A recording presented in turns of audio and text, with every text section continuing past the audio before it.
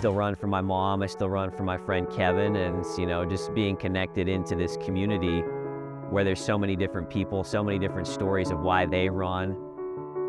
She was diagnosed about 35 years ago, and so it's been pretty much about half of her life where she's had MS, and fortunately it's been pretty rotten for her, especially over about the last 20 years where she's been wheelchair bound and not able to go on walks or do things for herself. And I know it's probably not going to be at the point where she's ever going to get to walk again. I see some of the things that she kind of went through when it started getting really tough for her in my friend Kevin, where he has been diagnosed, I believe, for about 5 or 6 years now. And I want it to be better for him. I want him to be able to do all the things that he wants to do with his family. He's got 3 children and a wife, and I hope that he's got a much happier story to tell going forward. I mean, it's been hard to see what's happened with my mom, but I have hope for Kevin, and I have hope for everybody else that has MS right now that things will get better.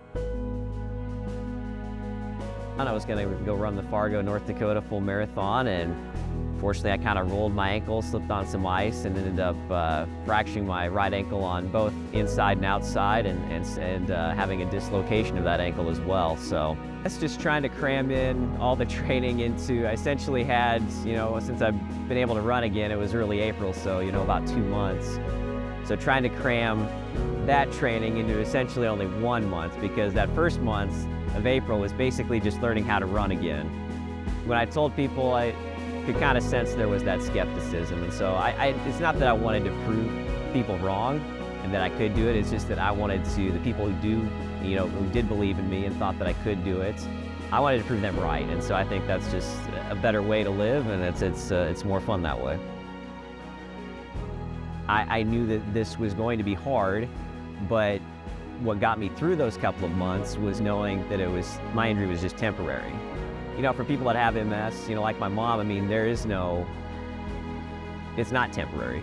It's a permanent thing. And so I always had that in the back of my mind, and I get to do this. I don't have to do this. I get to do this. This is an honor, a privilege, and it's something that I've worked really hard for.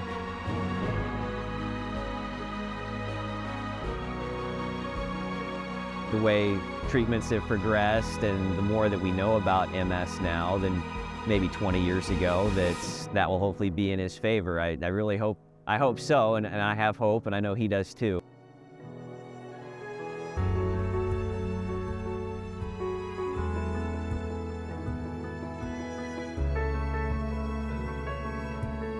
It's hard.